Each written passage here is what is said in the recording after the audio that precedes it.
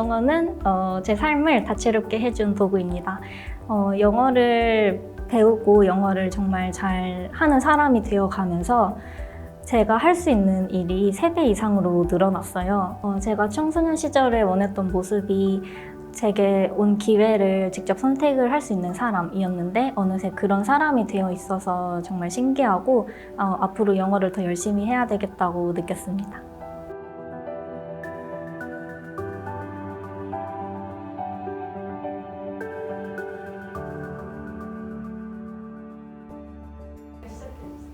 네, 저는 브리센트 1년째 수강하고 있는 이가원이라고 하고요. 현재는 대학원 다니면서 의료영상 처리 관련한 딥러닝 분야 연구하고 있고, 그리고 여행 다니는 거랑 언어랑 다른 나라 문화 배우는 걸 좋아해서 브리센트 유튜브 즐겨보고 있고, 그리고 조승연의 탐구생활 유튜브도 좋아하는 편입니다.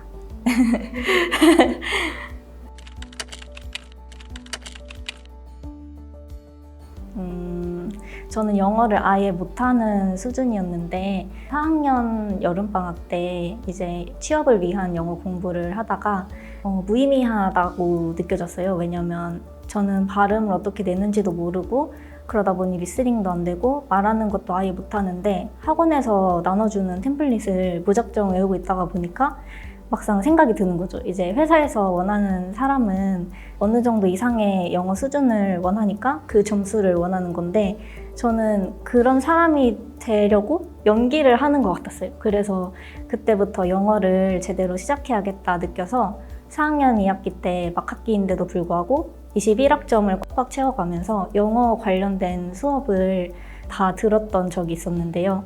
그때부터 이제 언어를 배우는 거에 대해서 흥미가 생겼어요. 그러다가 대학원을 진학을 하게 됐는데 대학원을 진학하다 보니 학교가 아무래도 멀리 떨어져 있어서 접근성이 떨어져서 잠시 쉬었다가 원격으로 가능한 수업을 찾아보다가 브리센트 수업을 현재까지 듣고 있습니다.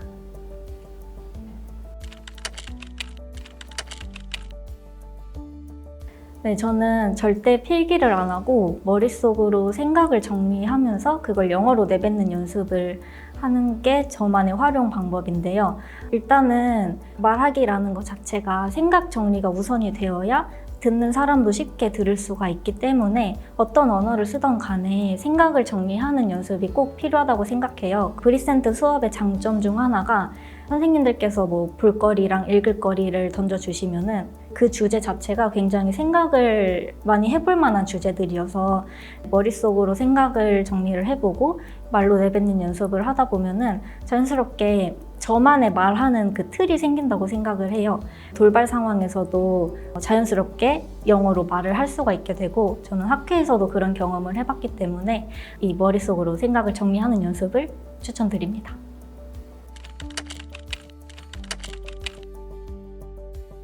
저는 2가지 순간이 있었는데 첫 번째는 오픽 시험을 정말 아무런 준비 없이 봤을 때 IH를 받았던 순간이었습니다. 저는 사실 예전에 공부를 아예 안 했을 때는 토익 스피킹을 레벨 6 정도밖에 못 봤던 수준이었는데 찰러 선생님이랑 1년 동안 하면서 자연스러운 표현을 접하게 되고 그리고 오픽 시험을 볼 때 에바와 대화를 하는 게 그냥 브리센트 수업에서 하던 것과 별 다를 게 없더라고요. 그러다 보니 자연스러운 표현을 익히고 체화를 시켜서 말을 하다 보니까 높은 점수를 받을 수 있었던 것 같아서 그때 영어 실력이 정말 향상됐구나 이걸 느낄 수 있었고요. 2번째는 학회에 참석했을 때였습니다. 제가 이번 학회를 런던으로 다녀왔는데 그 학회가 제게는 첫 대면 학회이기도 했고 그리고 장소가 마침 런던이었어서 제게는 의미가 가장 깊었는데요. 숙소를 알아보려고 에어비앤비 통해서 외국인들과 소통하는 것도 자연스럽게 할 수 있었고 또 한 열흘 정도 가서 생활을 하다 보니 그 순간에 외국인들과 대화를 하는 것을 통해서 영어가 정말 향상되었구나 이거를 느낄 수 있었습니다.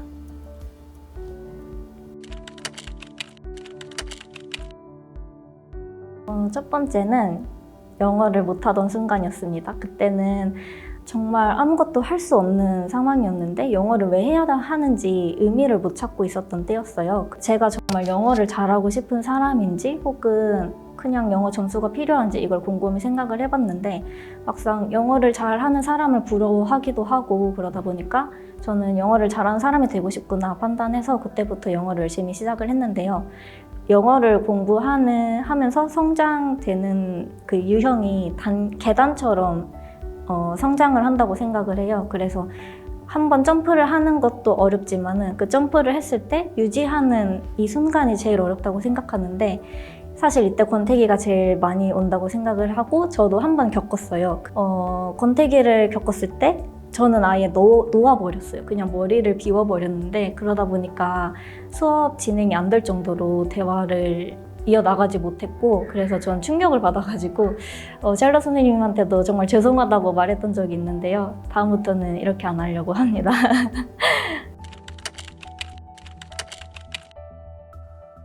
두 가지로 먼저 이렇게 나눠서 말씀을 드릴게요. 첫 번째는 외국에 계신 분들과 메일을 주고받는 상황이 생기고 그리고 자료들을 찾아볼 때 논문이랑 강의 같은 게 모두 다 영어로 되어 있으니까 영어를 자연스럽게 매일 꾸준하게 접할 수 있는 환경에 놓여 있어서 영어를 유지할 수 있다는 점이 장점인 것 같고요. 그리고 두 번째는 이제 해외 학회에 나갔을 때인데 정말 다양한 국적에서 오는 외국인들과 영어로 교류하는 순간이 흥미로운 순간입니다. 그래서 그 순간을 위해서 매일 영어를 열심히 공부해야겠다라는 원동력이 생기기 때문에 그 점이 좋은 점인 것 같아요. 그리고 어려운 점은 아무래도 공적인 상황에서 스몰 토크를 어떻게 하는 게 좋은지 그 부분을 아직 모르겠고 그리고 외국인들이 느꼈을 때 자연스러운 표현, 이러한 감도 저는 아직 안 잡혀 있기 때문에 그런 부분이 좀 어려운 것 같습니다.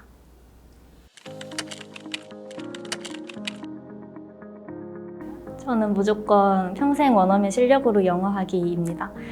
왜냐면 사실 언어를 잘 구사하는 능력은 돈으로 절대 바꿀 수 없다고 생각을 하고 그리고 만약 내가 한 언어, 영어를 포함해서 어떤 언어를 잘하는 그 무기를 가지고 있으면은 뭐 사업을 해서 돈을 벌 수도 있는 거고 훨씬 더 많은 제 가치가 인정이 되기 때문에 5억 이상만큼의 돈을 벌 수 있을 거라고 생각해요.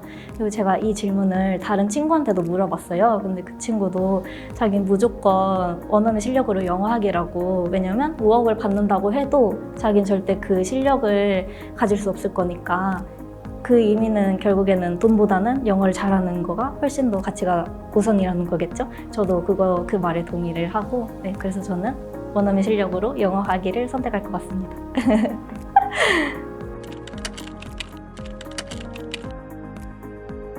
저는 평소에 여행 다니는 걸 좋아해서 해외여행 갔을 때 현지인들과 소통을 좀 자유롭게 하고 싶고요. 그러다 보면 여행도 굉장히 알차게 할 수 있을 것 같고 그리고 두 번째로 하고 싶은 것은 이제 영어로 된 책을 읽는다거나 뭐 뉴스를 읽고 영어로 토론을 하는 경험을 한번 해보고 싶어요. 그렇게 함으로써 이제 논리적으로 말하는 것도 배울 수 있을 것 같아서 영어를 유창하게 좀 더 개선을 시킨 다음에 이러한 경험을 겪고 싶고 그리고 최종적으로는 정말 영어를 정말 잘할 때 원어민처럼 잘할 때 이제 외국인들한테 저희 나라 문화를 알려준다거나 이렇게 서로의 문화를 교류할 수 있는 경험을 기회가 된다면 해보고 싶습니다.